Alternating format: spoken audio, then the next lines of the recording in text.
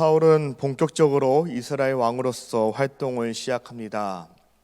그리고 본문 일정을 통하여서 다스린 지 2년이 지났다는 것을 알 수 있습니다. 사울이 이스라엘 사람들 가운데 3천 명을 택하였습니다. 사울이 왕이 된 후에 새롭게 등장한 군사 조직인 것 같습니다. 본격적인 군대가 형성됩니다. 아직 이스라엘 영토에는 블레셋 수비대가 주둔하고 있었기 때문에 최소한의 나라를 지키기 위해서 군대가 필요했던 것입니다. 그렇게 3천 명의 병사가 선택되었습니다.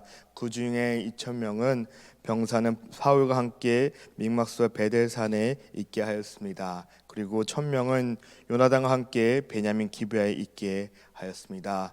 여기서 요나단은 사울의 아들이며 성경의 최초로 언급됩니다. 지금 사울은 이방의 침략으로부터 효과적으로 이스라엘을 지키기 위해 군사들을 주요 요충지에 배치시켰습니다.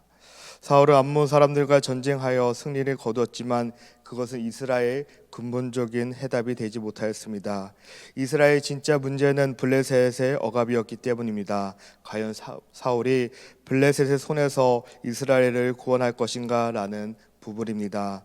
3절입니다. 블레셋 사람의 수비들이 침해 블레셋 사람이 이를 들은지라. 사울의 아들 요나단이 게바에 내려가 군인 1,000명으로 선제 공격을 했던 것입니다. 요나단의 공격 소식이 곧 블레셋 사람들에게 전해졌습니다. 그들은 본질 입구로 사울을 치기 위해 모여들었습니다. 사울도 즉각 양각 나팔을 불어 군대를 기갈로 직결시켰습니다. 요나단의 선제 공격을 통하여서 백성이 기갈로 모여 사울을 따르라라고 성경은 기록합니다.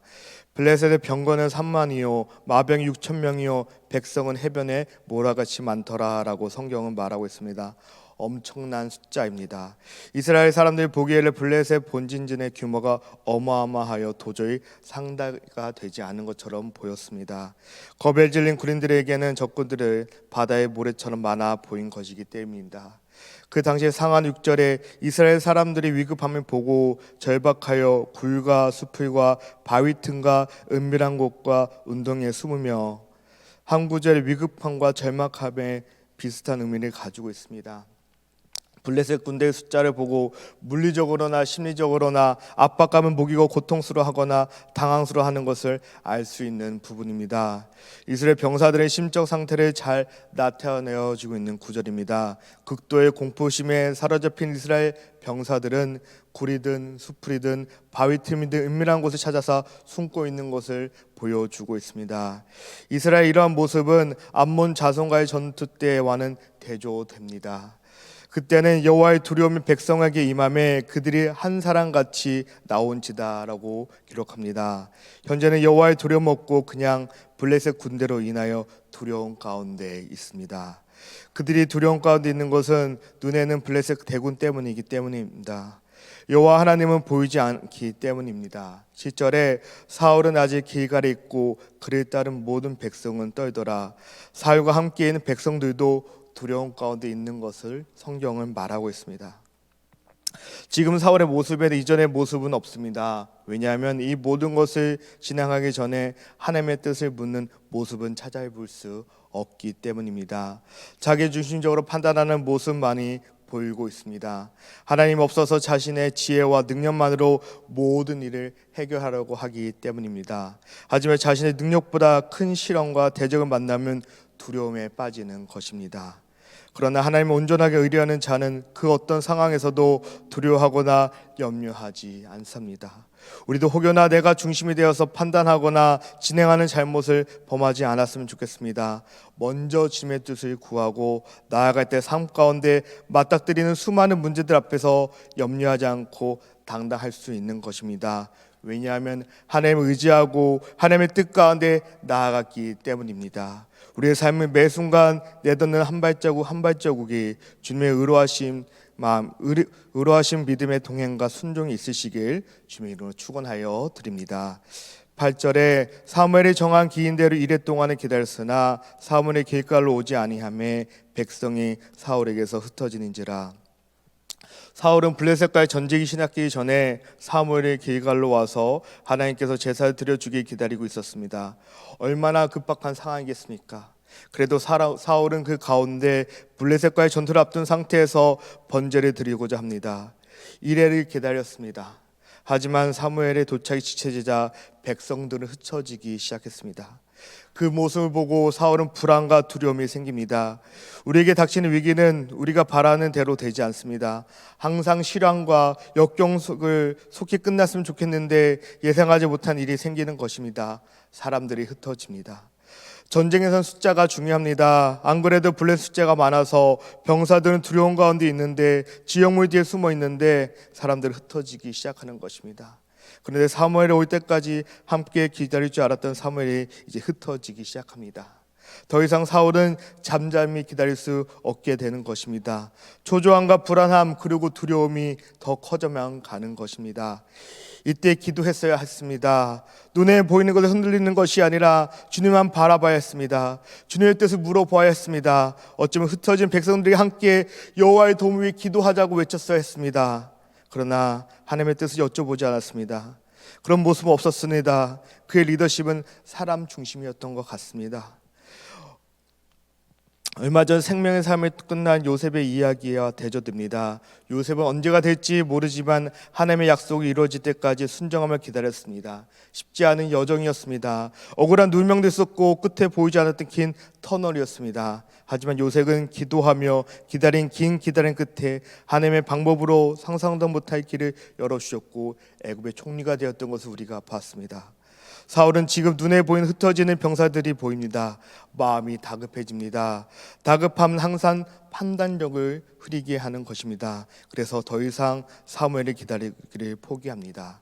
9절에 사울이 이르되 번제와 화목제물을 이리로 가져오라 하여 번제를 드렸더니 제사장만 드릴 수 있는 번제를 자신이 직접 드리기로 결정한 것입니다. 제사는 제사장이 하나님이 명령하신 규례대로 드려야 합니다. 지금 사울은 진정한 의미가 없이 사람들 붙잡기 위한 번제를 드리는 것입니다. 그저 사람들이 더 흩어지기 전에 형식만 있는 보여주기식 번제를 드리고 있는 것입니다. 그런 것을 주님께 드리고 있는 것입니다.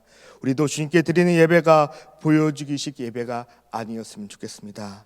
어쩜 타이밍이 이럴 수가 있을까요? 사울이 번제를 마친 바로 그때 사무엘이 도착하는 것입니다. 사무엘은 이래가 넘기지 않았다고 사울이 조급해서 해가 떨어지기 전에 번제를 드렸다고 해석하는 학자들도 있습니다. 어찌 되었든 간에 사울이 해서는 안 된 것은 하였던 것은 분명합니다. 하나님의 종의 말에 순종하며 기다리지 못하였습니다. 11절입니다. 사무엘이 이르되 왕이 행한 것이 무엇이냐 하니 라고 묻습니다. 사울은 제사를 드릴 수밖에 없었던 상황을 선명합니다. 11절 하반절에 사울이 이르되 백성은 내게서 흩어지고 당신이 정한 날 안에 오지 아니하고 블레셋 사람은 밑바스에 모였음을 내가 보았으므로 이에 내가 이르기를 블레셋 사람들이 나를 치러 길가로 내려오겠거늘 내가 여호와께 은혜를 간구하지 못하였다 하고 부득이하게 번제를 드렸나이다 하니라. 사울은 자신의 잘못을 인정하지 않았습니다. 그렇게 된 책임을 다른 사람에게 전가하고 있습니다.